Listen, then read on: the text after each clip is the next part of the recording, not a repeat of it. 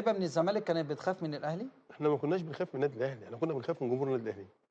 لعيبه نادي الزمالك ما كانتش بتخاف من النادي الاهلي كلعيبه، لا احنا ايوه كنا بس كنت بتخاف وخلاص. بخاف من جمهور النادي الاهلي. الله، طب وانت ما عندكش جمهور؟ لا بص، ايه ده؟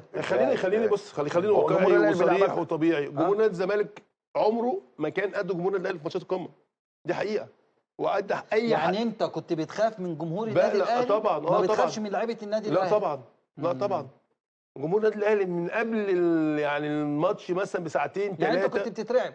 لا انا عمري كان ما انت تعبت. في حاجه انا لو تعبت كنت بطلت كوره من طب زمان. ما بتترعب مريض. بالجماهير؟ لا انا لا في حاجه قالها لك انت حلوة بتقول أوي. اللعيبه بتخاف، بقول لك كان في لعيبه بتخاف. طيب. ما قلتش بشير التبع بيخاف. طيب طب لا مين استنى اللعيبة؟ بس يا مهيب، انا في حاجه بس معلش قول. استاذنك. هو اتفضل. بيقول لك ان انا بخاف من جماهير النادي الاهلي عشان جماهير النادي الاهلي في الاستاد بتبقى اكتر.